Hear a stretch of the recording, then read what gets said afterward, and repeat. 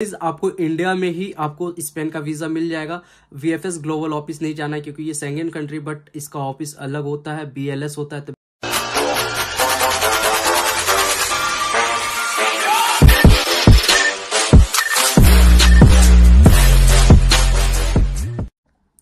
Hello guys, welcome back to Jeet blog. So guys, एक latest update आई है अभी वीजा रिलेटेड। बच्चे परेशान हो रहे हैं अजरबैजान, कतर, दोहा से, क्योंकि वहां पे स्लॉट मिल नहीं पा रही है। तो इसी वजह से रिसर्च करने के बाद एक पता चली है और कुछ बंदों से एम्बेसी में बात करने के बाद पता चली एक लेटेस्ट अपडेट, क्या स्पेन वीजा दे रही है, वो शेंगेन कंट्री के अंदर आती है। तो कुछ बच्चे वीएफएस के ऑफिस जा रहे हैं, बट वीएफएस के ऑफिस में नहीं, वीएलएस के ऑफिस में उसकी वीजा मिलती है।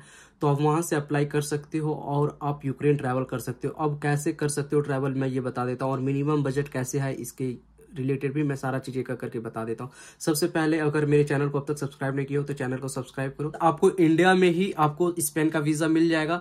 वीएफएस ग्लोबल ऑफिस नहीं जाना है क्योंकि ये शेंगेन कंट्री, बट इसका ऑफिस अलग होता है, बीएलएस होता है। तो बीएलएस के ऑफिस में जाके आप इसका वीजा रिसीव कर सकते हो, अपॉइंटमेंट भी ले सकते हो ऑनलाइन, और आप डायरेक्टली स्पेन पहुंच सकते हो विद इन 100 यूरो। और जो फ्लाइट की चार्जेस है वो इंडिया टू स्पेन ओनली 40,000 है, 40,000 के अराउंड है।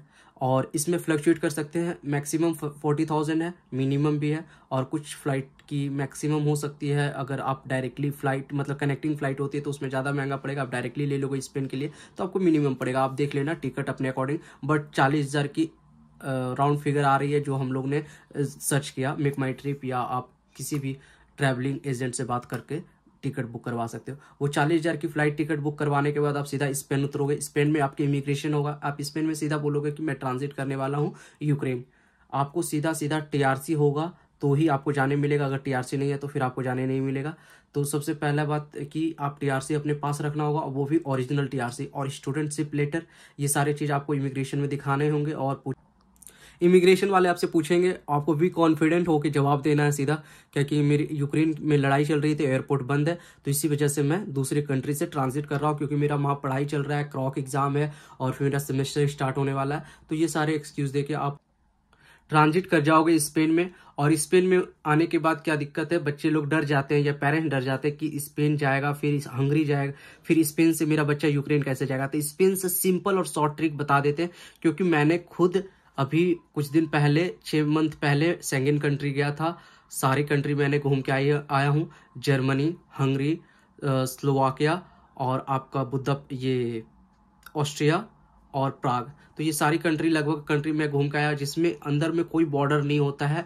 आप कोई भी शेंगेन कंट्री, एक शेंगेन कंट्री का आप अगर आपको वीज़ा मिल जाता तो आप जितना यूरोपियन यूनियन है, चाहे जितना शेंगेन कंट्री में आते हैं सारे कंट्री घूम सकते हैं विदाउट एनी वीज़ा और without any immigration office face किए होगे। आपको कोई मतलब पूछने रोकने टोकने वाला नहीं होगा। तो सीधा आप स्पेन पहुंच के वहां से आप ट्रेन ले सकते हो, फ्लाइट ले सकते हो, बाय ट्रेन, फ्लाइट और बस।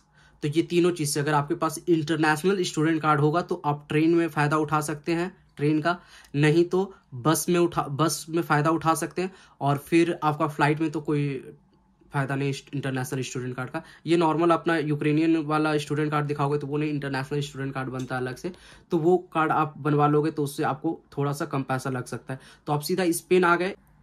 सो गाइज, आप फाइनली स्पेन पहुंच गए। स्पेन पहुंचने के बाद सीधा आप बस ले लो, या इधर ट्रेन ले लो या फ्लाइट ले लो। तो आप सीधा सा है क्या कि कोई भी सा ले लो, आपको 70 से 80 यूरो का चार्जेस इसी के अराउंड अप्रॉक्स पड़ेंगे। अब वहाँ से लेके डायरेक्टली आप हंगरी आ जाओगे, और विदाउट इमिग्रेशन, विदाउट कोई आपको रोक टोक में, कोई रोक टोक नहीं, ना कोई रिस्ट्रिक्शन, आप सीधा वहाँ से आप हंगरी आ जाओ। स्पेन से हंगरी आ जाओगे बस से, एक ही बस से सीधा हंगरी आओगे। हंगरी उतरने के बाद सीधा क्या आपको इंटरनेशनल रेलवे स्टेशन केलाटी पे पहुंचना है। उसके लिए मैं अलग से ब्लॉग बना रखा हूँ, डिस्क्रिप्शन बॉक्स में दे दूंगा, रेलवे स्टेशन ऑफ केलाटी इंटरनेशनल रेलवे स्टेशन, तो वो देख लेना। आप वहां पे डायरेक्टली जाओगे, फिर वहां से आपको सीधा टिकट बाय करना है उस ग्रोथ के लिए। आपको डायरेक्टली टिकट भी मिल जाएगी, नहीं तो आप सीधा उस ग्रोथ के लिए बोलोगे यूक्रेन के लिए तो वो आपको टिकट देंगे, जिसमें 2 टिकट है, एक तो डायरेक्टली टिकट मिल जाती है, एक वो एक्सचेंज टिकट मिलती है। तो अब एक्सचेंज टिकट में क्या होता है, एक Neeraj Gaza and point of Hungary और स्टार्टिंग पॉइंट ऑफ यूक्रेन होता है वहां से। तो वहीं पे आपका क्या होगा, इमिग्रेशन हो जाएगा। बहुत होता है क्या है, जिसका कनेक्टिंग ट्रेन रहता है तो उसमें क्या होता है, उसको उतर के इमिग्रेशन करवाना पड़ता है। और इमिग्रेशन में कुछ नहीं, हंगरी वाले नॉर्मली आपका स्टूडेंट टीआरसी देखेंगे और पासपोर्ट देखेंगे, वो आपको जाने दे देंगे। और वो कुछ भी आपसे नहीं पूछेंगे, सबसे पहला चीज। और दूसरी चीज क्या, जिसका डायरेक्टली होगा तो उसका क्या होगा, ट्रेन में ही वो आ जाएंगे आपके इमिग्रेशन ऑफिसर्स और वहीं पे आपका ठप्पा लगा देंगे कि आप ट्रांजिट कर रहे हो यूक्रेन। तो आप सीधा वहां से आप उज़्ग्रोद पहुंच जाओगे। उज़्ग्रोद के बाद आप कहीं भी फ्लाइट की कहीं भी वहां से ट्रेन की टिकट ले सकते हो, और जहां भी आपका जाना है, आपको ओडेसा जाना है, खार्किव जाना है, विनिशिया जाना है, बुकोवेनियन जाना है, कहीं भी जाना हो, कीव जाना हो, वहां से आप कहीं भी ट्रैवल कर सकते हो उज़्ग्रोद से। तो डियर, एक चीज का आपको ध्यान रखना पड़ेगा, क्या कि डॉक्यूमेंटेशन बहुत प्रॉपर चीज है। कि देखिए, जितना भी बच्चा के पास टीआरसी होने के बावजूद अगर उसका वीजा कहीं का भी कोई भी शेंगन कंट्री को, चाहे कोई भी यूरोपियन कंट्री, चाहे मोल्दोवा हो, चाहे अजरबैजान, दोहा, कतर, किसी का भी रिजेक्ट हो रहा है, तो बस वो डॉक्यूमेंटेशन की ही प्रॉब्लम से हो रहा है। डॉक्यूमेंट आपका परफेक्ट नहीं है। सबको लगता है कि दूसरा का डॉक्यूमेंट लिए एडिट कर दिए हो गया, लेकिन नहीं। डॉक्यूमेंटेशन बनाने में जो उसका थीम लाइन लिखा जाता है वो टोटली थोड़ा सा डिफर करता है। इसके वजह से बच्चे की वीजा रिजेक्ट हो जाता है। अगर टीआरसी के रहने के बावजूद आपका वीजा रिजेक्ट हुआ है तो बस आपका डॉक्यूमेंटेशन की वजह से हुआ, बच्चे को वहां पे समझ नहीं आती। तो इसी तरह बीएलएस में भी क्या है, जिस तरह वीएफएस में डॉक्यूमेंट रिजेक्ट करते हैं, इसी तरह बीएलएस में भी डॉक्यूमेंट रिजेक्ट करते हैं। अभी हाल में ही मेरा एक दोस्त का हुआ था रिजेक्ट। तो इसी वजह से मैं कहूंगा कि जिसको भी अगर तुम डॉक्यूमेंट अगर प्रॉपर नहीं है तो पूछ लेना, डीएम कर लेना मेरे इंस्टाग्राम पे जीत ब्लॉग्स 25 पे, और नहीं तो मेरा डिस्क्रिप्शन बॉक्स में जाओगे मेरे चैनल के, तो वहाँ पे मेरा कॉन्टैक्ट नंबर दिया है, तो वहाँ से आप डायरेक्टली व्हाट्सएप कर सकते हो मेरे को। तो ये है कि आपका डॉक्यूमेंट प्रॉपर होना चाहिए, उसके बाद वीज़ा रिजेक्ट होने का कोई चांसेस नहीं है। 100% श्योरिटी के साथ आपको वीज़ा मिल जाएगी। और अब बाई चांस कुछ हो गया तो मे भी ना मिले, लेकिन जहाँ तक हम लोग को पता है क्या कि कुछ जो बच्चे अभी आ रहे हैं तो वो लोगों को भी वीज़ा मिल गया है, आराम से मिल गया, इजीली मिल गया। सारा डॉक्यूमेंटेशन उन लोग का परफेक्ट था। अब कुछ बच्चों का डॉक्यूमेंटेशन परफेक्ट नहीं था, जिसके बारे में 10 बच्चे आए हैं तो उसमें से 2 बच्चे रिजेक्ट हुए हैं, बाकी 8 बच्चे आराम से आए। 2 बच्चे का क्या था डॉक्यूमेंटेशन, क्योंकि वो 4-5 अपना अलग ग्रुप थे और ये 2 बच्चे का अलग ग्रुप थे, तो इसकी वजह से ये इसकी डॉक्यूमेंटेशन थोड़ी सी गड़बड़ हो गई थी और ये मेल मिलाप करके कर नहीं पाए, तो इसका पहले ही रिजेक्ट हो गया। वो लोग आराम से यूक्रेन पहुंच गए हैं। तो मिलते हैं नेक्स्ट वीडियो में, तब तक के लिए बाय। अगर कुछ और क्वेरीज है वीज़ा रिलेटेड तो प्लीज़ डीएम मी, और मेरे डिस्क्रिप्शन बॉक्स में मेरा नंबर दिया हुआ है। मेरे चैनल के डिस्क्रिप्शन बॉक्स में जाओगे तो वहाँ से आप नंबर लेके व्हाट्सएप कर सकते हो। स्पेन की वीज़ा रिगार्डिंग कुछ भी क्वेरीज हो तो यू कैन डीएम मी।